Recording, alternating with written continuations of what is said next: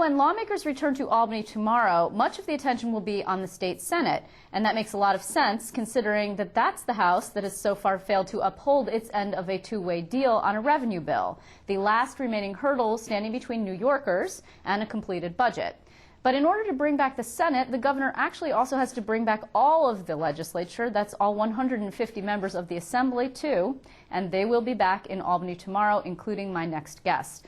Assemblyman Joe Morelle is a Democrat representing parts of Rochester and its suburbs. He's joining us tonight from the Flower City. How are you, Assemblyman? I'm great, Liz. Really looking forward to this trip, I'm sure. Well, you know, I'd always rather be back in Rochester. Used to be a slogan for our city. But obviously, if we're called to session, it's incumbent upon us to return. And hopefully we can find a way to persuade 32 senators to vote for the final bill necessary to complete the budget and then go back home and spend time with our constituents. How do you explain to people, I mean, we're in the height of an election season, how do you explain to people we are not that part of the dysfunctional legislature that you are equating when you think of the legislature, that's those guys over there? Well, you know, to some degree, I've sort of given up with that line of discussion because I think most people are so frustrated and they don't care about whether the Assembly's functioning and the Senate isn't, or whether the Senate's functioning and the Assembly isn't, or the governor is or isn't.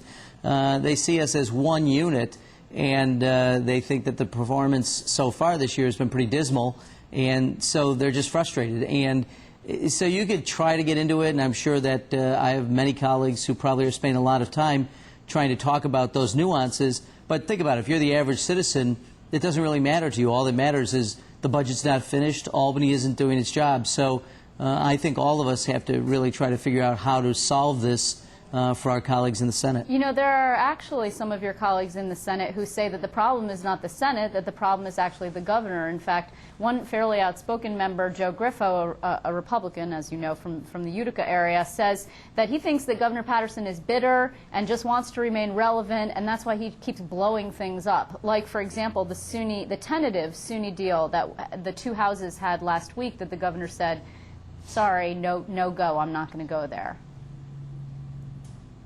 Well, I mean, again, I don't think it matters much. I mean, I have high regard for the work that the governor's doing. Look, he's not running for re-election. He's not been directly elected by the public, although he was elected as lieutenant governor. So, you know, to do what he's got to do with sort of the difficulties he faces, you know, he's trying to do the best that he can. I assume the same is true of Senator Griffo and all of his colleagues. But at the end of the day, we don't have a resolution that the people in New York State can be happy with, and that should be frustrating to all of us. It also ought to force all of us to try to find those compromises that are necessary to move this thing forward. So I don't really know that it makes any difference to point fingers at Senate Republicans or the governor or Assembly Democrats or anyone else. I think the question is, how do we get together? What do we need to do as a bare minimum to get through this and give the Senate comfort where they can get the 32 votes to pass? And I don't think there's much to be gained by arguing back and forth about who's right and who's wrong. I think there's plenty of blame to go around for everyone. Okay, so if that is in fact the case, I mean, your House has been actually very uncomfortable in the Democratic conference, particularly among the Black and Latino caucus members, with this SUNY empowerment plan, because they're concerned that raising tuition will actually put an education out of reach for low to middle income kids. How far are you guys willing to go in order to provide this comfort level, if you will, for some of the people in the Senate who say, I need SUNY empowerment, like Bill Stokowski, Brian Foley on Long Island, or I can't vote on the revenue bill? Well, here's where you get difficulties. People will say, I can't vote without this piece, and other people will say, well, I can't vote for that piece, so we can't get it done. I think we have to find a compromise on SUNY.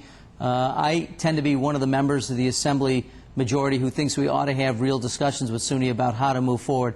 Perhaps it's not the Empowerment Act, perhaps it's elements of it, perhaps there's a different way to look at this altogether.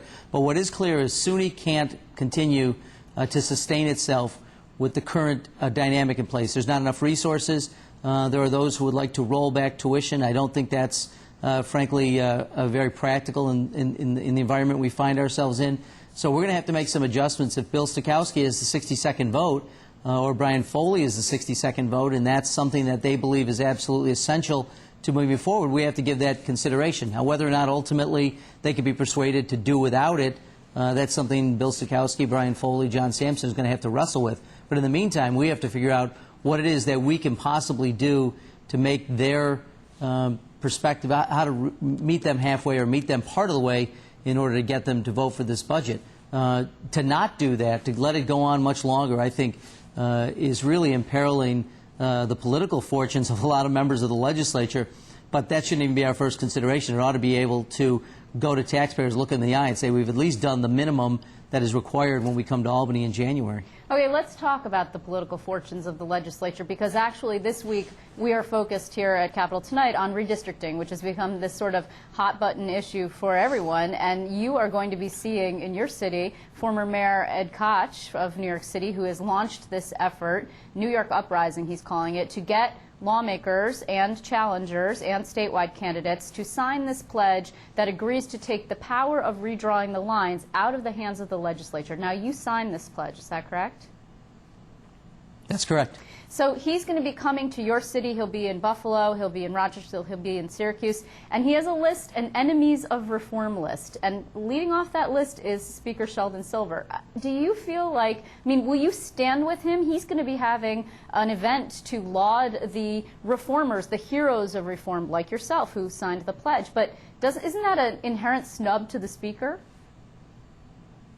Well, I think each of us has to do what we're comfortable doing, and we all have to represent our constituents. The Speaker has said, I think, and I'm sure I'm paraphrasing, I might not get it entirely right, that he doesn't sign pledges. I certainly respect that. Everyone has to do what they think is appropriate. In my district, there is a great deal of talk about reform in Albany, and there's also a great deal of talk about independent redistricting. And I, for a long time, wasn't convinced that that was something that we needed to do to be able to change the dynamic in Albany. But I've come on board primarily because I think, as you see this week, we're talking about the ability to compromise on the SUNY issue. I think what's happened in Albany is by virtue, in part, of drawing our own lines, that we have an awful lot of members who are in safe seats, both Republicans and Democrats. And so the only real challenge politically to us is from the members of our own party. So it tends to move people away from one another rather than towards the center. And I think an independent panel that would draw the lines would help create more moderates, more seats that are accountable, and really force